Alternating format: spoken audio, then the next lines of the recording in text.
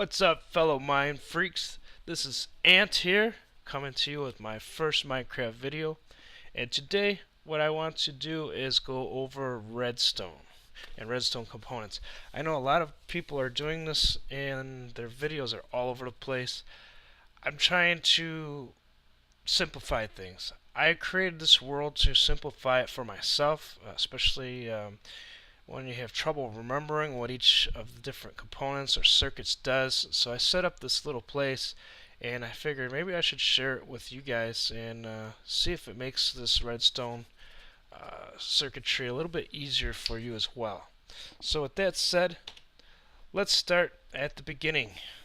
Now I'm not going to teach you how to make the actual components themselves, because if you don't know how to make them, then you're definitely not ready to start putting them into a circuit. So I'm just going to go over the functions first.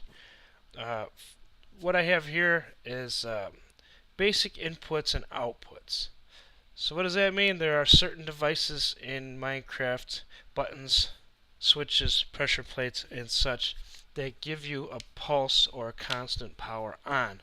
Who knows where the power comes from? That's one of the mysteries of Minecraft. Like, for instance, we've got this button here. You hit the button and it powers the device. Where the power comes from, it's hidden inside the button or something like that. I don't know. But button is placed onto any kind of block, opaque block.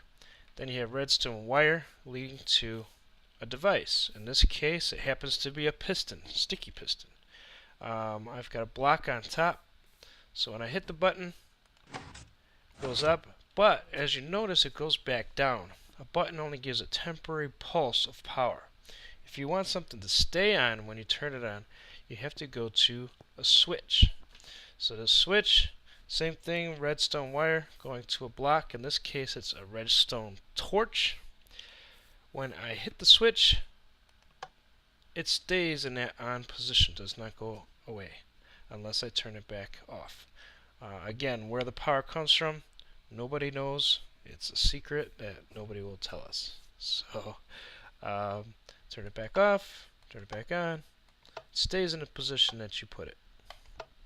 Okay, those are the two most commonly used inputs. Next, we have pressure plates.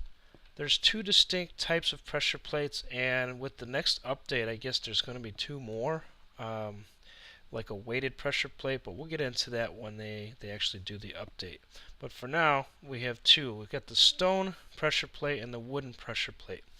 Both of them work similar, except for the wooden one has one additional feature. But if a mob or a player happens to step on this pressure plate, acts like a switch, sends a temporary pulse, but as long as somebody is standing on the pressure plate, the power is engaged. As soon as I step off, there's a slight delay, but then the power goes off. Now this one happens to be hooked up to a dispenser. Dispenser just gave me a nice golden apple. Now the difference between that one and this one is that this one I could throw something onto it. So if I hit Q, that piece of redstone hits the pressure plate and also engages the redstone, and in this case it's a note block. Plays notes. You can adjust them by right-clicking whatever tone you want, and it loops around, so if you miss the tone you want, you can just go all the way back around. Okay. As soon as somebody picks up the item, or if it decays, then it turns off. So that'll stay there. If I walk away, do the rest of this tutorial, and come back, depending on when it decays, this will turn off. Okay. Next up, we have minecarts. Minecarts, they have basic rail, as most people know. They have a powered rail, which turns on when a power source engages it, and they have a detector rail. The detector rail detects when the minecart actually goes over it and gives a temporary burst of power. Originally, these are meant to power a powered rail, so there is a slight delay, so that way when the cart hits it, there's enough time for it to power the rail and not turn off before the cart actually gets to the rail. Additionally, it also spits out power to the side. In this case, you see I have redstone wire going to this piston, so when the minecart goes over it, it engages, turns it on. It also powers this power rail at the same time. So as soon as it goes off, it goes down. Okay. What do we have over here?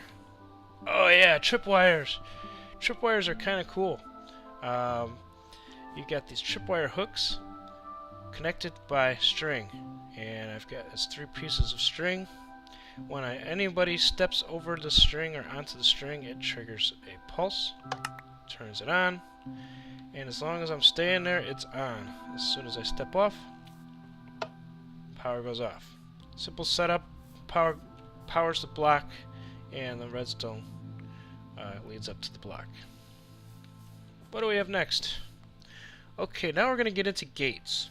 What are gates? Gates are combinations of components that does a specific task. This first one is called a NOT gate. Why is it called a NOT gate? Well, if you noticed, the default of all these pistons and lights are off. Pistons are they're down, lights are off, note block is off, dispenser is off.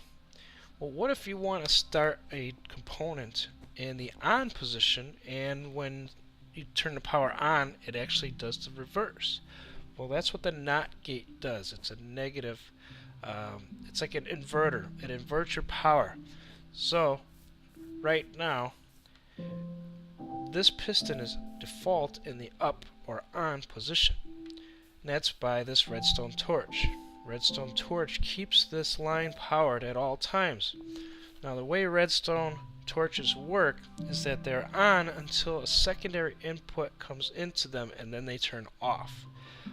It has to go through a block, however, it cannot connect directly to the redstone torch. So redstone torch is on this block, and on the back side I have this line leading from the switch to this block to the output. So when I hit the switch, it's going to turn off. This is powered. Turns off the redstone torch, which turns off the rest of the line.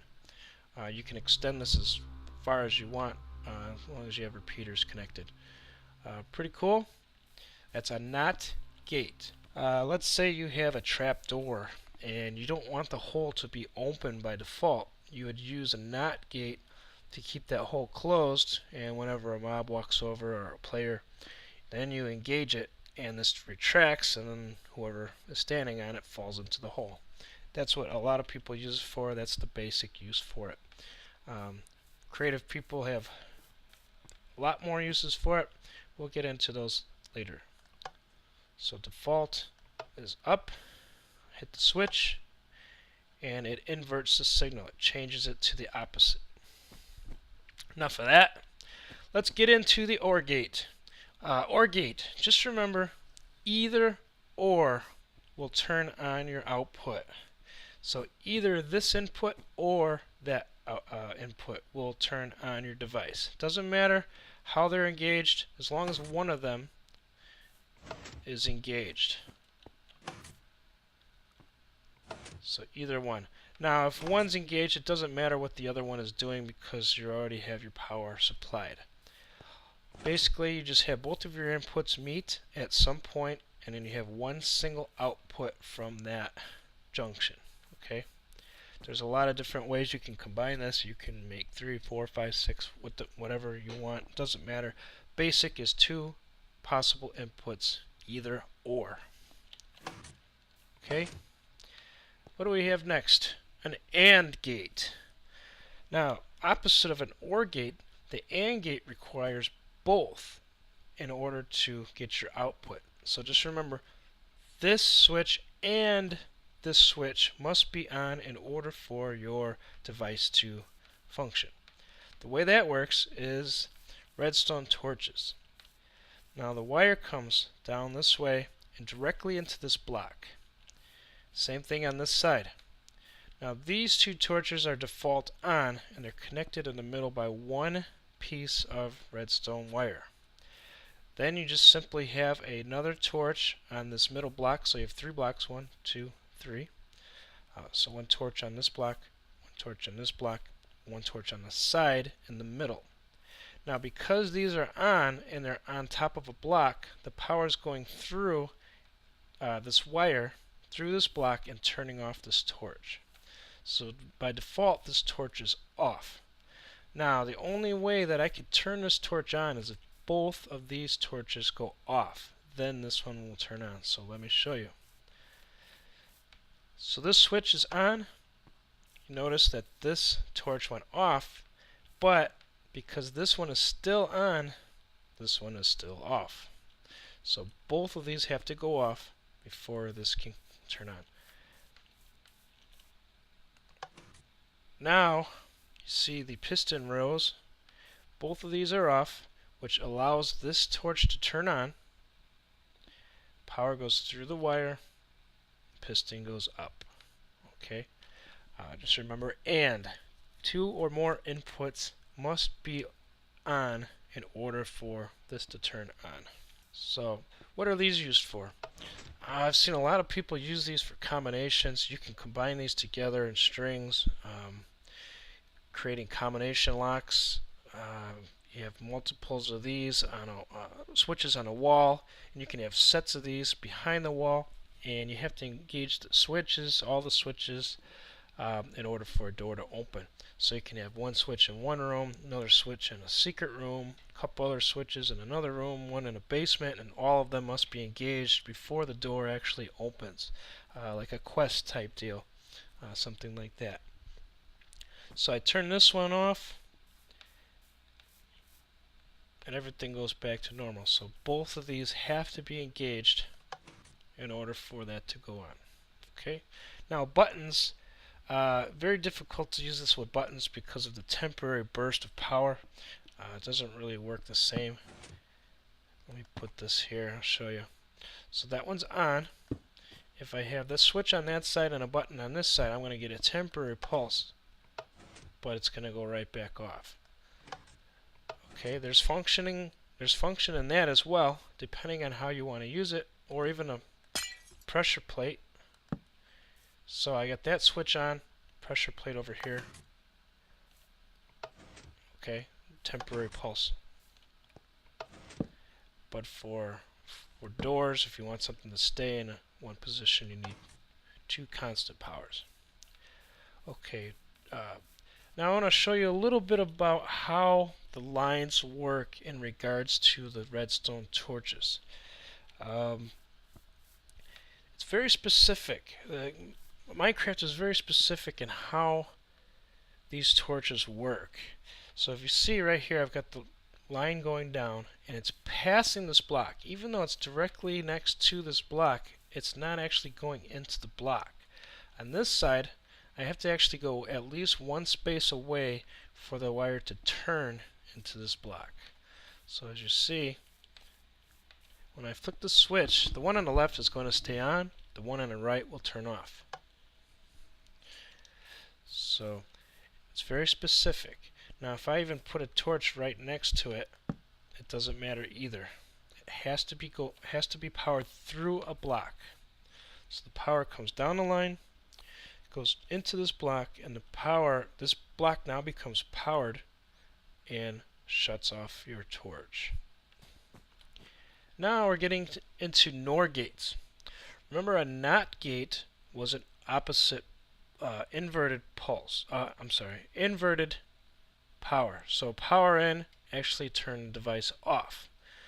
Well, you could also use a NOT gate with an OR gate to do the same thing. So remember, an OR gate is either one of these inputs turns the device on, but if you combine it with a NOT gate, either one of these turns it off. So I have the OR gate joined up in the middle, one single output, and then I have, this is the NOT gate part. Remember, I had the redstone torch on the block. This is always on until one of these, either or, goes on. Then you'll see the piston drops. Okay, very simple. This is again if you want a door in default closed position or whatever. You just combine it with a NOT gate. There you go.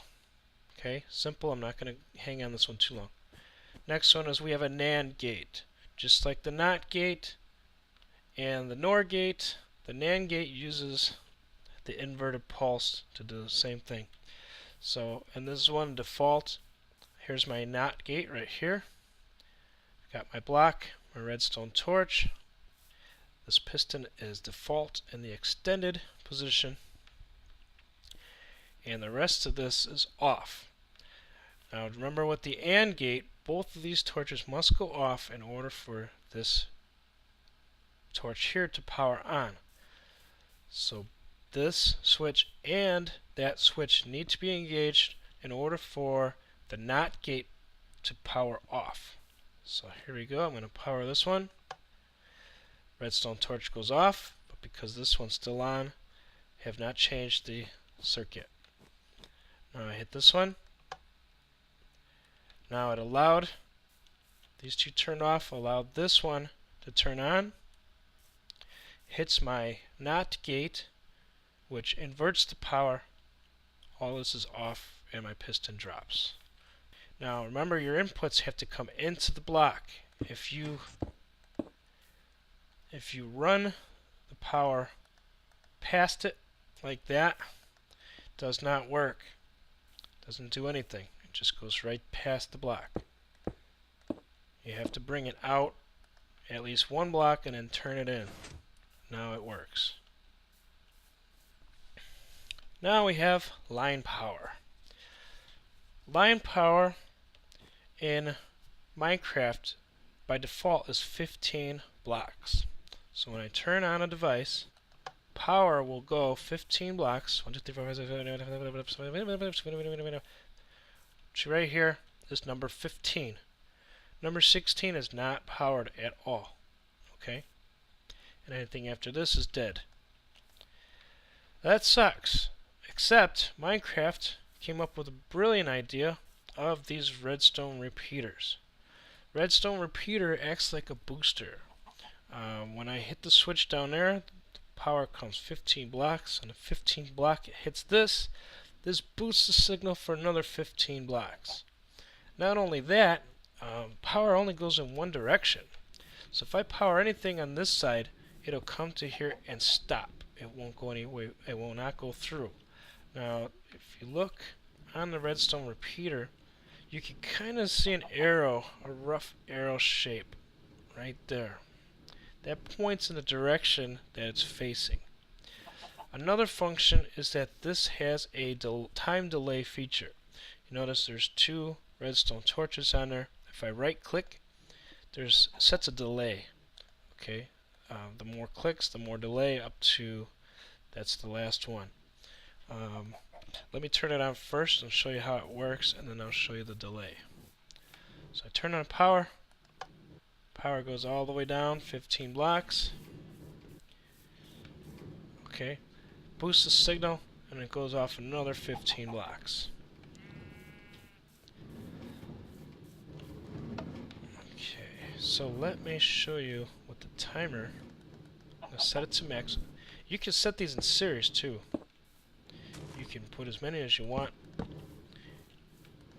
and you can time delay all of them. So this is one giant time delay instead of just one.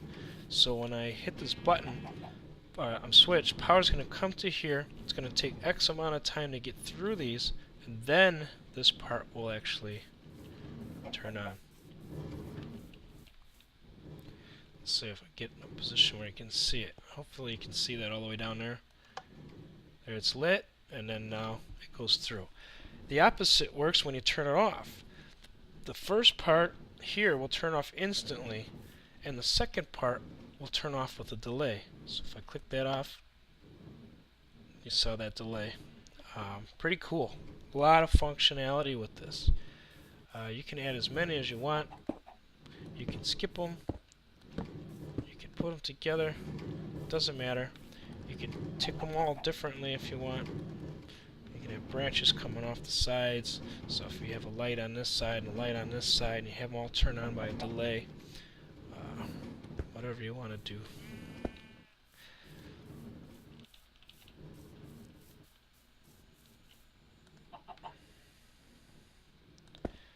Okay, so basically what I did was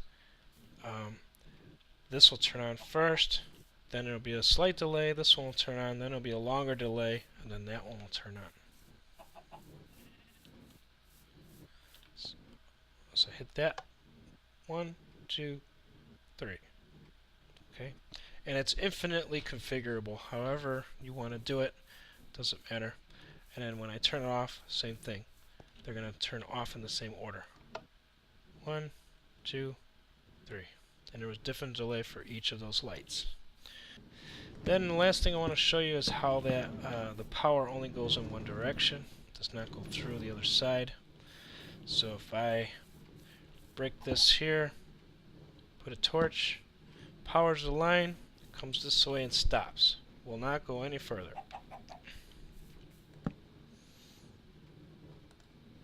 There is another function of the redstone repeaters, but I'm going to get into that later because it is a little bit of a complicated feature.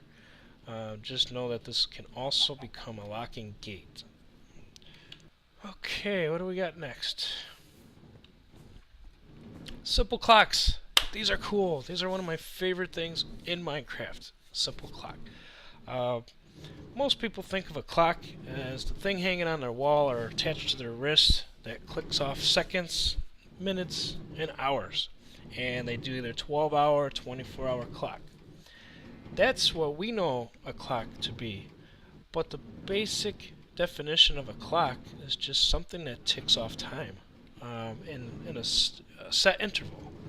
So in Minecraft, there are different ways to tick time. The first one, this is the first one that I learned, is using a minecart. Minecart, I've got 2 detector rails and 1 powered rail. You don't need a second detector rail. I just did that so I have more than one output. So 3 rails. 2 of them are set at an angle, so that way this can go back and forth. I did put power, keeping this middle rail powered. You can rely on the detector rail to power this as well, but because it's such a small circuit, sometimes it skips and then the cart will stop. So I chose to put this switch on here to keep that rail powered at all times. Also, animals and stuff tend to get in here and they can stop it, mobs and stuff like that. So by keeping this powered, I can ensure that this thing's going to keep moving.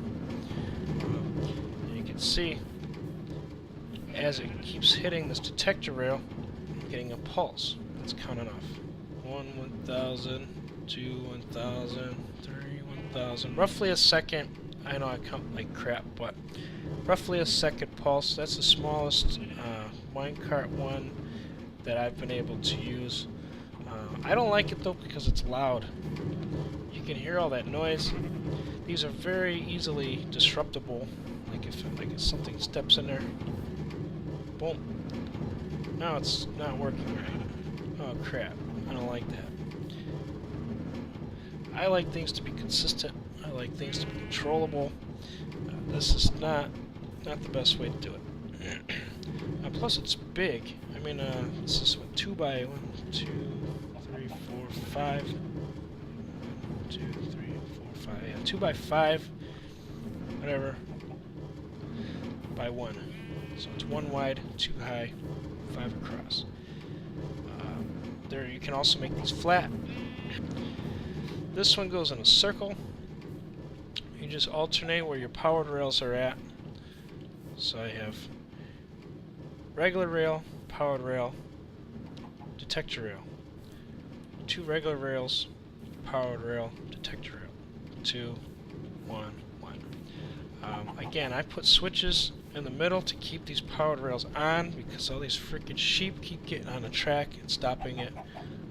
And then I even had to go into peaceful mode because I had big huge slimes jumping on these things. So in order to avoid that, I put the switches directly on. You don't have to have them. But if you don't have them, this cart has to go in a specific direction. It has to hit the power detector rail first, then it has to hit the power rail. If you leave the switches on, it can go in either direction. So if I hit it this way,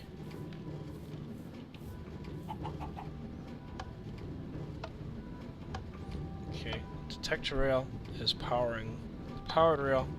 But if a freaking sheep happens to step on a track, bam, and it won't go the other way. So if I leave switches on,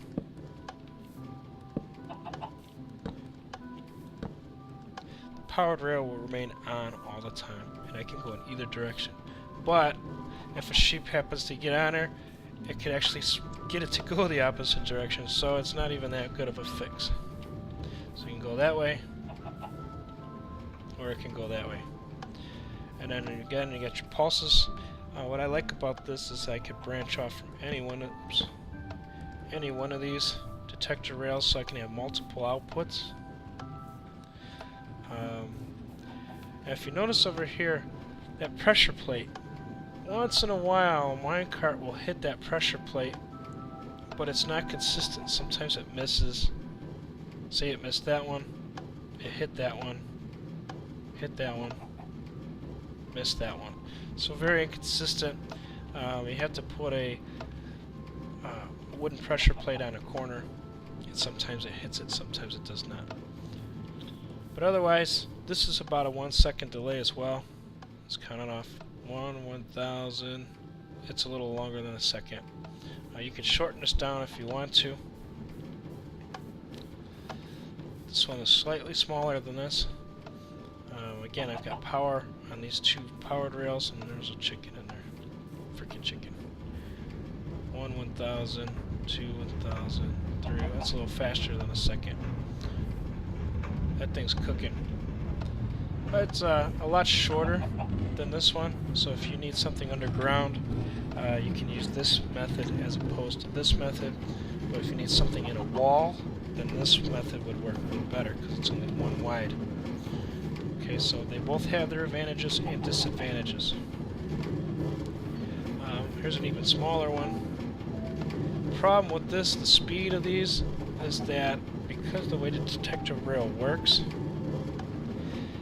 there's a delay, so it doesn't always shut off the light fast enough. See, the thing's going so fast, it's keeping power to this and not shutting off.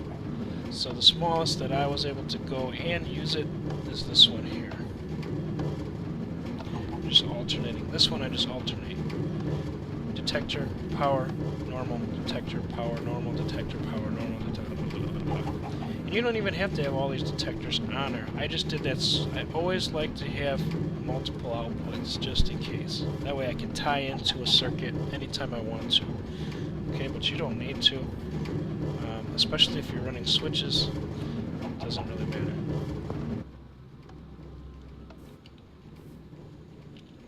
If I put another powered rail in there,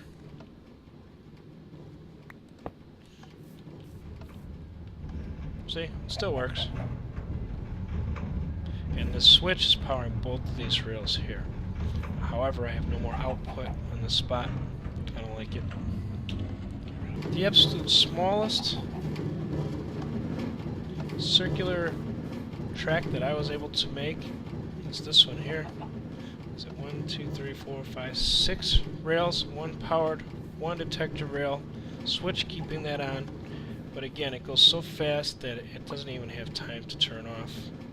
And it's a very unstable circuit. Very unpredictable when this is going to turn on and off. So it's not even changing at all. Nice amusement. Other than that, it's worthless.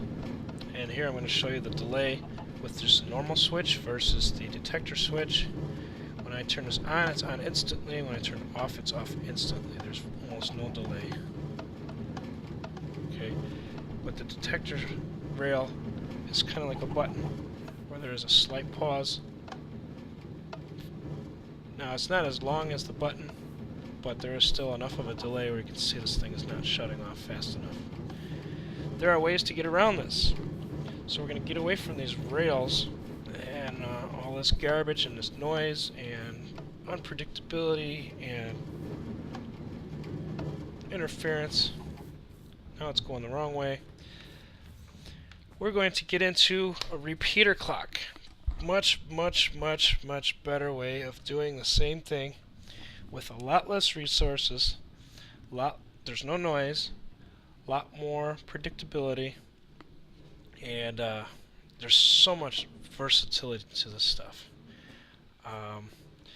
Basically, if you run repeaters in a circle all facing the same direction and you give a temporary burst of power, it'll maintain that burst of power indefinitely or until something interferes with that. So if you notice, this repeater is facing this way, this one's facing this way, and this way. I tied into it right here, but this is the basic clock. Okay, it's going to just keep going around and around and around and around and around and around and around. Okay, and that's going to be my output. I could tie in my output anywhere I want along the path. See, whereas with the detector rails, I was pretty limited to where I can go. This one I can have inputs coming off all different spots. I can even have them going in if I want to. Now the problem with this one, I've seen on every clock YouTube tutorial, this is the way they do it. They set it up like this, they break that, put a torch in, and now you have to replace that torch with a piece of redstone wire very quickly. And usually I mess this up, so forgive me if I mess it up. There we go. So I broke that torch and placed this redstone almost as fast as possible. Now it's creating a pulse. Okay. Now pulse is going on and on and on and on and on and on and on and on. It'll keep doing this forever. So there's one disadvantage is that how you have to start it. The second disadvantage is stopping it. How do I stop this thing? Well, there's two ways. Either one, I can break the power, or I can supply a constant power. So that stops it. And then the way these repeaters work is they keep repeating the same signal. So if you have a constant supply of power and it fills up all the wire, it's going to just keep power constantly going in a loop. So technically the way this is working is power is just going this way, around and around and around, forever and ever and ever. Okay, another way you can stop it is by breaking the circuit. That's how I've seen most tutorials with clocks, with repeater clocks, but there's a way easier way to give yourself a pulse. You come over here, same setup. Okay, I've got 1, 2, 3, 4 repeaters. Now you can go smaller than this, you don't have to do 4, but because of the way these are started, if you go any less, I don't think you're physically fast enough to be able to get a signal in and out before. Here, let me show you what happens when I'm off.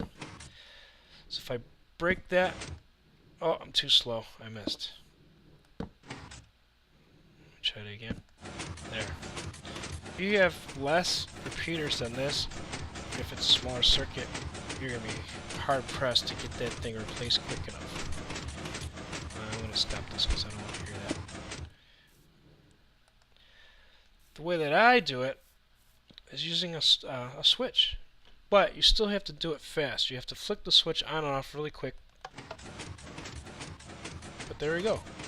I don't have to break anything. I don't have to replace anything. Much more control. If I want to turn it off, it's off. Now, the only problem with this setup is there's no reset. There is an easy fix for this, and I'm going to show you in just a few minutes. But before I do that, I want to show you a couple more inventions out there for these clocks. This one is not mine. I don't know who was the first inventor of this system. It works really well. You can turn it on, you can turn it off, you can set your delays, you can change it. You have multiple outputs. This is my output right here. Okay, but I could tie into it this way, doesn't matter. So I got a switch. Don't look at this. I've got a switch going straight into a hole in the ground with a redstone torch in the hole. One hole. Doesn't matter how long this is. I've got a secondary branch that comes off into a repeater. Okay. Now again, you can make this longer. You could put in multiple repeaters if you want. You could do it like that, and you can change these. Okay. You've got, this is the key component to the entire setup, is this piston right here. Sticky piston with a block on the end.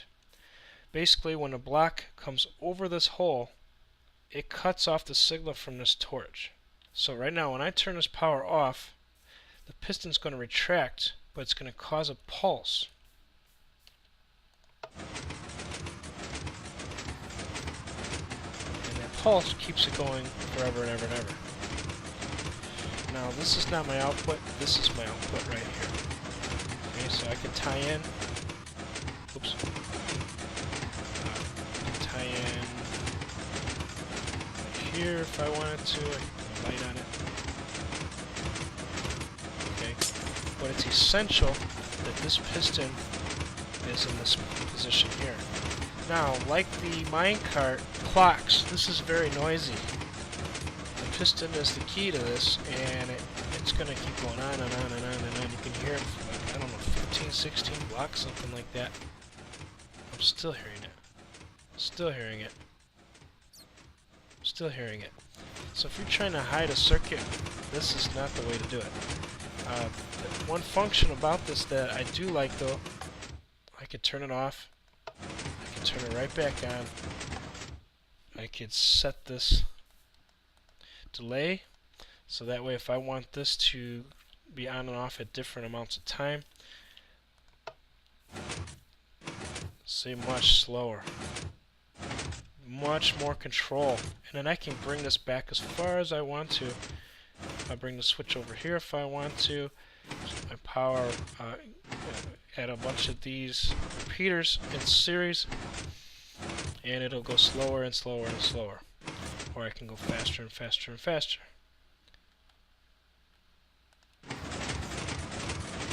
That's really fast. If I even break that, it doesn't matter. Off. But it's loud. I don't like noise. I don't like lots of noise. Now let me show you a little bit different way of doing this. It's the same concept. All the repeaters are in the same direction. But if you notice, they're touching each other. And I could, because it's a big circuit, I can control how long the power goes on. What do I mean by that? I can do a quick pulse. Okay, see the size of the signal? It's only 2 blocks long. That determines how long this output remains on. It does not determine the interval of on-off, it determines how long this piston stays up. Now what if I want the intervals to change? What if I want this to stay up longer? This is a really cool feature. All I do is let the power stay on just a little bit longer. And now look at how big the signal is. I can't even count that. 1, 2, 3, 4, 5, 6, 7, whatever. So the interval is still the same. It's still turning on and off at the same point in time, but the power is staying on longer. So this is staying up for almost a second.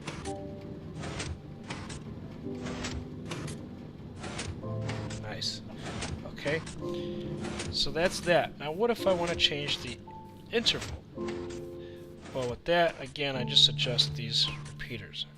So if you look at the lights, the way they're turning on and off, I could slow this leg down. Now the intervals have changed. Not only is it staying up longer, the intervals are hitting at a different time. So very configurable. But again, if you noticed, I have no way to turn this darn thing off. There's a way to do that. I'm going to show you in just one moment. Notice it can tie in at any point, and depending on where I tie in at, I can change the interval on just that one spot if I want to. So I delete these here, but I did not delay any of these. So the interval on these lights is different than the interval on this piston. And then I can slow down each branch as I want. And I can make this bigger. It doesn't have to be in a circle. I can make S patterns. I can make ovals. I can make lines. I can go up and down mountains if I want to, if I don't have a flat surface. So much more functionality than trying to use those darn minecarts. Now let me show you how to turn this system off. Okay, looks familiar. Let me get up in the air here so you can see. Again, I have my circle. All my repeaters are facing in the same direction. Here's my output over here. I just changed this a little bit because I want to stay in a perfect circle. But you don't have to do it like this. I can tie in here. I can tie in off of any one of these. Doesn't matter. Each one of those can be a different output. Each one of these repeaters can be delayed separately. I can also change how big my signal is. So the only difference is that when it comes around to this point, it drops down in a hole and it continues its path in a circle, just like that. This is my input. It goes here. It can't go this way because the repeater is facing towards me, so it can go this way. So when I turn it on, it's going infinitely around and around and around. The only difference is I have a hole in the ground and my redstone goes into the hole. Okay? But you can see how that works. Now if I want to turn it off, the only difference is such a simple solution is this piston right here. If I hit the switch, the block goes across that hole and cuts the signal off. It comes here. Now normally power will go through a block and go to the other side, but in this instance, because there's a hole underneath, the power doesn't actually, it doesn't go through this block, it goes underneath the block. This cuts it off. So then I just open that up. I can turn it back on. Now I put a redstone lamp on that, so that way I know when the power is done. So it stays lit until it's done. Once it turns off, then I know there's no more power in the series. I can open it back up. Again, I can delay these however I want. I can make a longer signal. Same with all the other ones. So cool. So small. Very quiet. Compact. Man, there's so many things you could do with this. And I want to show you. If any of you have ever seen the piston lighthouse tutorial, I don't remember the guy's name that made that. It was excellent. That was one of the first major builds that I ever did. He uses pistons and creates a lighthouse. So with that, I'm going to show you a new version. Okay, so I brought you over here to show you an example of a clock using mine carts and mine track. Now this is a big example. The circuitry is slightly based off the revolving lighthouse tutorial by the Creeper Stash. The major differences are that I'm not using pistons. I think his tutorial was created before the addition of redstone lamps, and since then I realized you don't need to have all those loud pistons in order to revolve a lighthouse. So let's step out of here.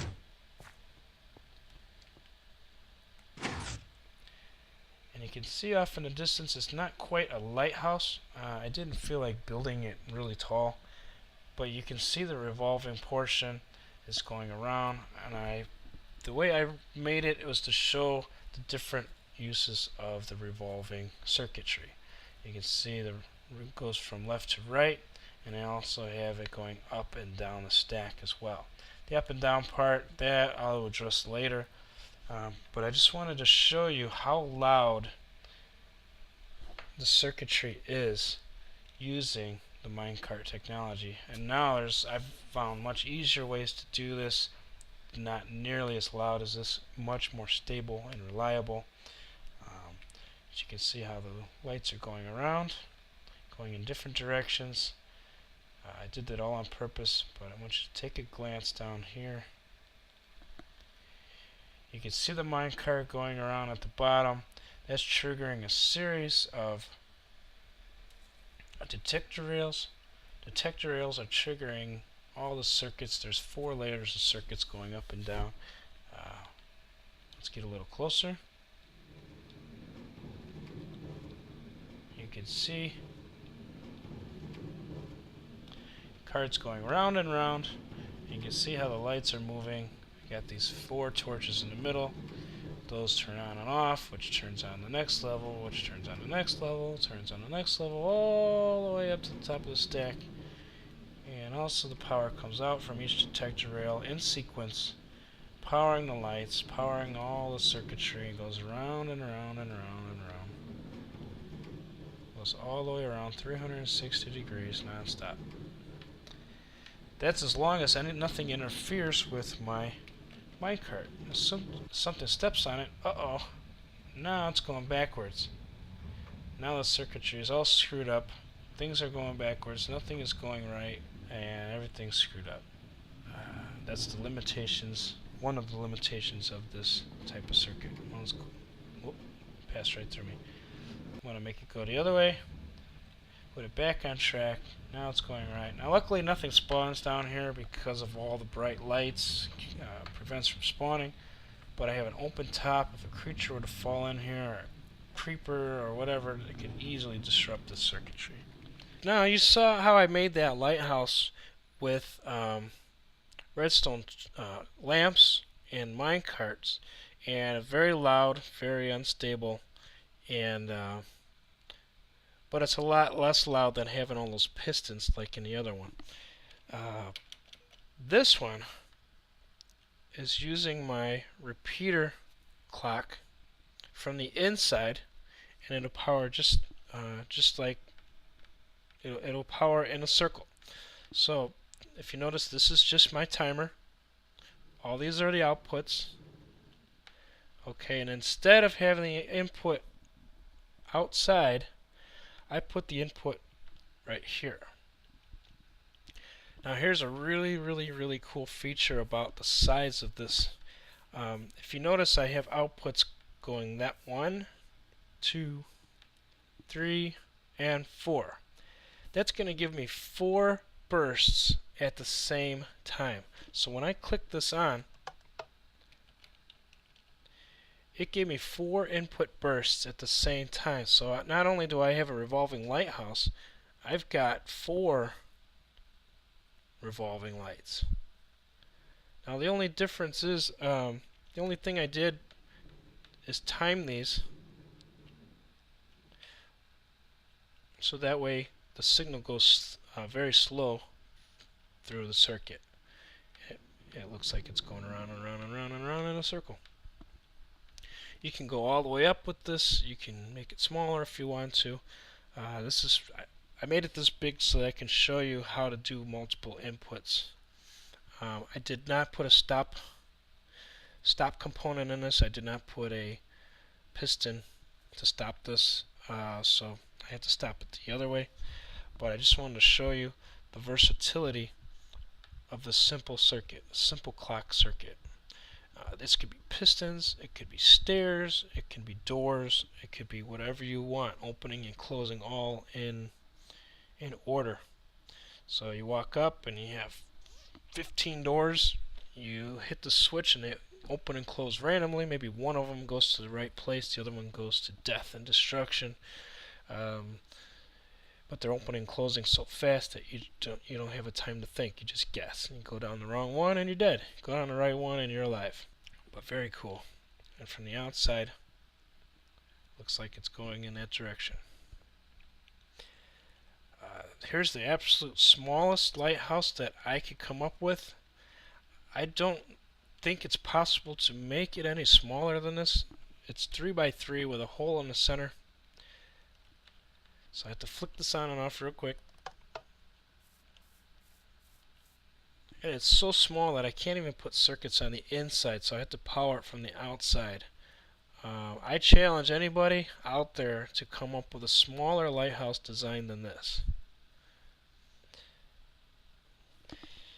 So I've got my basic timer on the outside that keeps the signal going, and then the inner ones, the inner repeaters, are controlling the delay so that it appears to be moving in a circular fashion. 3 by 3. I'm sure there's a way to do it 2 by 2 with alternating length. Actually, I probably could do that too. Let's set one up real quick. I think I could do a 2 by 2. So I got 1, 2.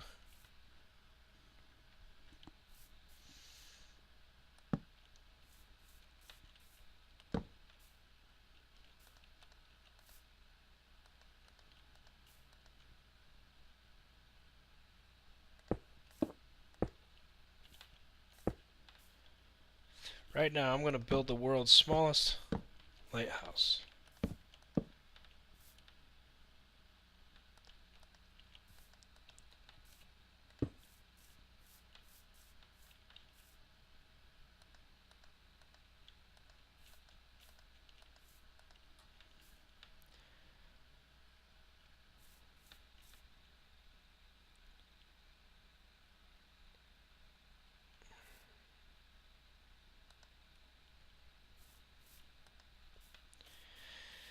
Hold your breath.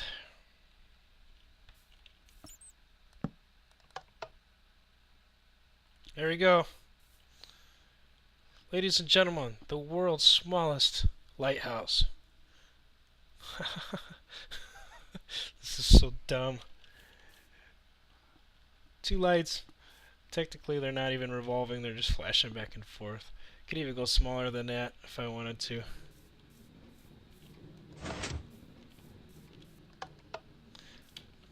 Single blinking light, the world's smallest lighthouse. Alright, enough joking around. Damn it. One more thing I want to show you over here. Just one other way to configure this. Because redstone repeaters do not power sideways, they only power from the front. You could put them next to each other and make it much smaller, skinnier. So it still goes in a loop. Goes this way and then back this way. I want to show you this because there's another really cool feature that I almost forgot. You can have multiple pulses inside.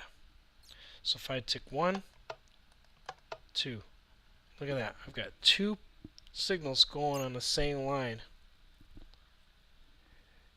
for even more control. And then again, I could time these, I could adjust these. So I get 2 pulses. I can even go bigger. Let's say I have a massive one of these. I can do Morse code, like I can have a longer signal with a short signal, SOS, dot dot dot, dash dash dash, dot dot dot, something like that. Save our ship. A series of quick pulses, a series of long pulses. This would have to be massive, but it is possible to do Morse code, or at least simple Morse code with this system. Here we have a weird contraption. I was just experimenting with vertical line transmission and the timer clock at the same time. It's kind of an odd formation. I'm getting glitches, lag, and for some reason this is still on. There's no power in the system at all, but this light is on.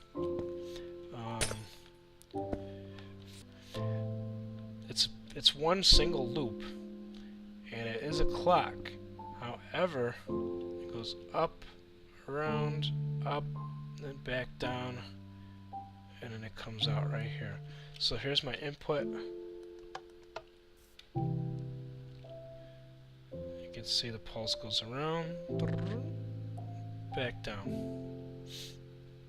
No function to this, merely decoration and a little bit of experimentation.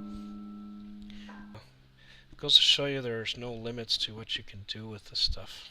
You just have to be creative. And I'm not a very creative guy. I'm not a very creative guy at all. Just looking at what other people are doing, and kind of like the Japanese, I'm taking a good product and making it better. That's what I'm doing. What else do we have? Here's my town. Vertical line transmission. Holy crap, it's time to go.